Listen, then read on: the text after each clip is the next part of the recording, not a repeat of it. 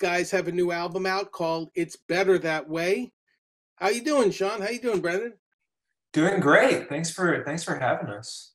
Sure. I mean, the last time I heard your band was a while back. It was when you the "Make Me Over" album, and Yeah, that was a while yeah, ago. and I liked a lot of the stuff that you had there. Thank you. And now you have a new album. I think before, in the past, at least as I heard progressions of your music over the years, it used to be very identifiable. You could say, "Oh, I recognize a riff here," or "I recognize an influence there." Yeah. But this new sound that you have for this new album really masks the influences well, and it also there's more of a depth and a breadth to the type of sound that you have. So it's not straight rock and roll. I mean, it's more leaning towards the art rock sound Yeah. than your previous albums did. And I think the word I used in my last review, and even more appropriate now, is densely packed. Yes. Yeah, that's it. The audio in this one. So tell me a Yeah. little bit. I'm doing all the talking. So let me turn it over to you. Tell me a little bit about this new album. It's a Better That Way. Tell me. Well, it is densely packed. Yeah. It started before the pandemic when we started working on it. So it was like I want to say January of 2020 when we started tracking, but we were already kind of writing and stuff. Um, and our brother Dom was still in the band at the time, and then we had maybe half a record finished, maybe a little bit less than half a record, Yeah. and then when the pandemic hit, we kind of paused for a while because me and Bren had a studio, but the other guys didn't have any sort of recording setup, so we just said, well, let's just we'll get back to it later. And at some point, Dom ended up leaving the band just for career reasons and stuff, and it was totally amicable and everything's cool. And then we kind of realized that we had half this record that there were other things in the works. We said we were it's not really working. And the original intention was to kind of go in more of a kind of a Yankee Hotel Foxtrot kind of direction, but maybe even a little bit more roots rock centric than that. And then it just kind of, we had more and more ideas that were not that. So at some point we just sort of realized that it was sort of a kind of like an amalgamation of a bunch of different things. And so that then we got Peter Holstapel involved to kind of help us finish the keyboard stuff, because Dom had been playing keyboards in the band for the last few years, and we had a new drummer. So we were kind of left without that element. And so yeah, it sort of became this weird amalgamation of things, and songs were being finished at my home studio, Bren's home studio. We were getting friends of ours to track bass for Sean Rhodes in Charleston. A couple songs, drums were recorded in Columbia, South Carolina, and then some stuff at Low Watt before our studio closed, and then a bunch of guests from all over the world. So it became this kind of weird at-home record kind of thing, this product of pandemic. Where is At Home, by the way? What state? It's different for both of us. For me, I am in Georgia. I'm in Savannah, Georgia. Yep. And I'm in New York, up in the Hudson Valley. Okay, great. Yeah. I'm familiar with the Hudson Valley. I've been up there many times. So this basically the process of putting together this album. It sounds like you got a lot of different material from a lot of different areas and a lot of different people. Yeah. And mixed it all together. How did you come up with the track listing, or was there a list, or was there sort of an order to how you wanted to present the flow of the songs on the album? Or was it just hey, we got this done, let's put it next?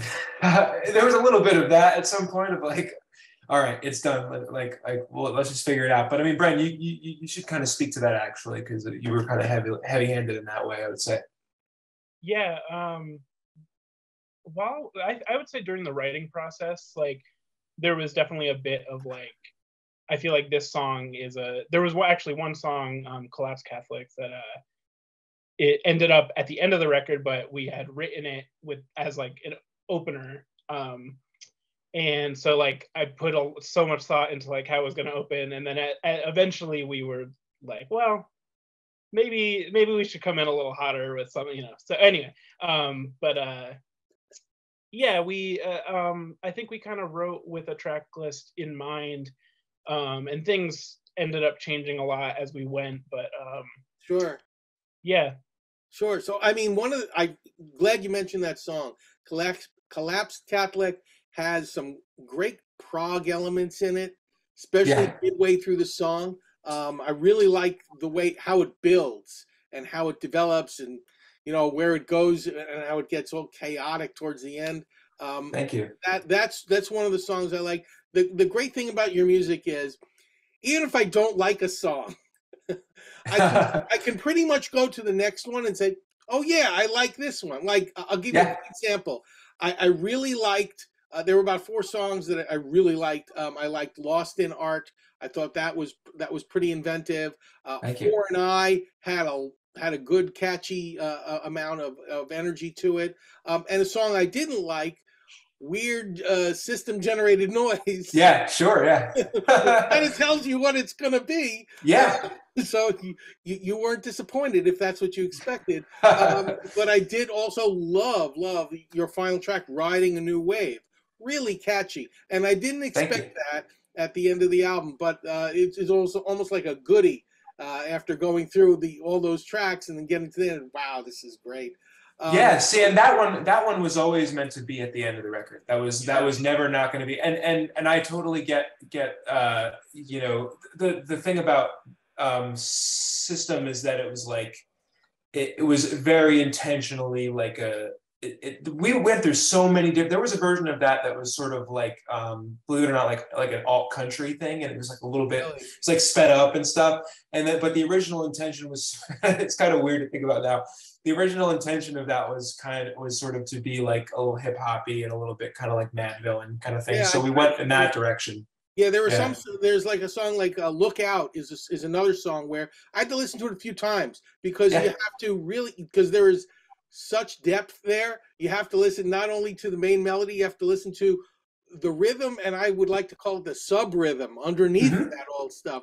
Sure. I try to listen to the stuff that's under all the beds, you know, of music, and I said, "Oh, this is cool right in here. You get this." So that I really appreciate, and I also appreciate this, particularly on this new album, only because you further distinguished yourselves from the average, what I would call the average rock band that plays, you know, straight out rock, which, to be honest, your first couple albums, you were doing that. Yeah, for sure. Yeah, and now you've kind of distinguished, you kind of found your voice with this, you know, this sort of mix of different layers of styles. You know, I would say there's an electronica layer, there's a prog layer, there's a rock and roll layer, and then somewhere buried in there, once in a while, you'll see a pop layer. You know, that's on top of it, and it's kind of like, you know, what is that? Multicolored gelato. You know, sure, yeah, exactly. Every flavors there. So that I think is really cool, and like I said, it distinguishes you from your competition out there. And it also gives it's something, it's not what I would call, you know, disposable. It's something that you can live with for a little bit longer than, you know, 1 or 2 listens. You can dig in and dive into this piece, kind of like a lot of what I would call new metal and a lot of post rock is sort of like that as well. So I appreciate that in the music. Tell me a little bit about you know, I guess some of the themes that you think are important. What's one of your favorite tunes there? Because you probably go through a love-hate thing when you're putting this whole thing together. Oh yeah. Eventually you found, you know what, this I really love what I did here. So tell me, Sean, what's your favorite song? And then Brendan, we'll go to you.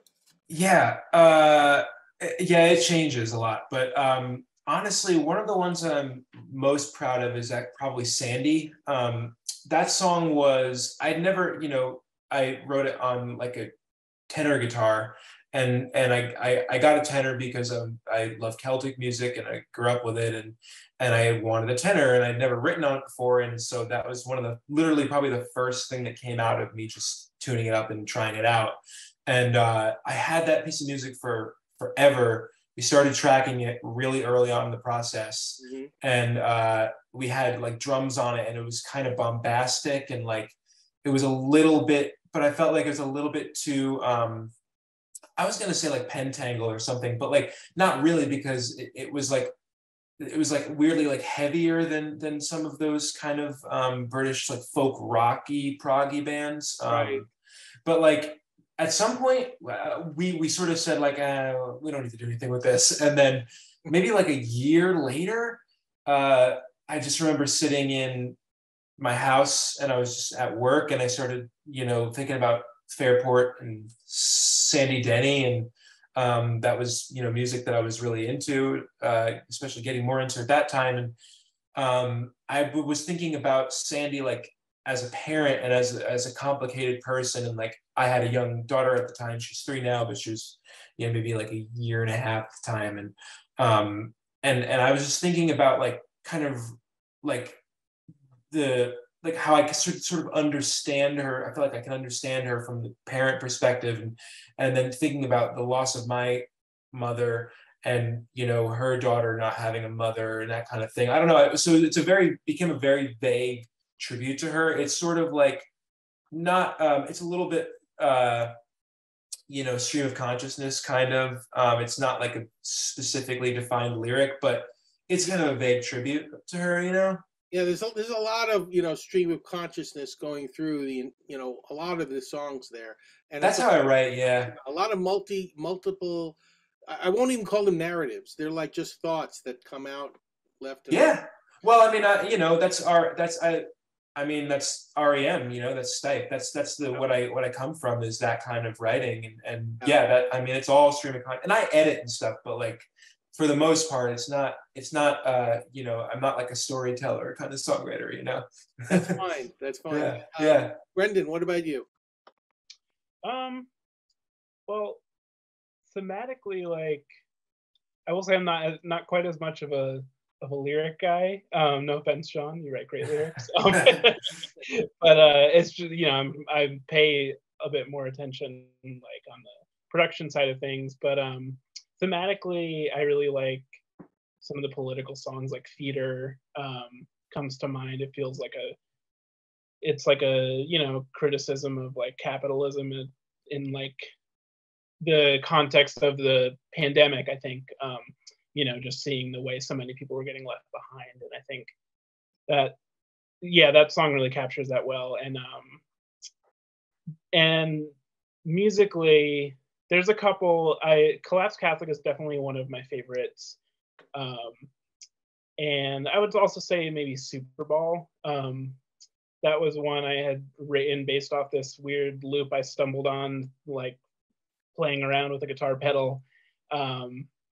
And yeah, I don't know. It's like that song turned out, the melody Sean wrote for it is super catchy, and I like the way we managed to. I feel like it's like a sneaky, weird kind of a thing where it's in this weird time signature.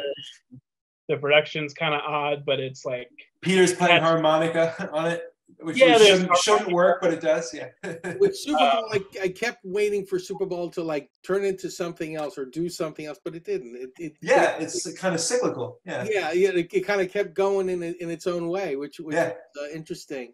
So, is there any plans in supporting this album of going out touring now that there's, COVID's going away, or it's pretty much gone, as far as I know, in a lot of places? And listen, I spoke to several bands. They just couldn't wait to play live at this point because they've been sitting at home. They've been writing songs. They have like 3 albums worth of songs sitting out there. They want to go out and play it.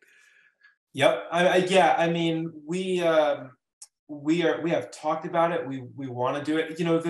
The complicated thing is that we're all in different places now.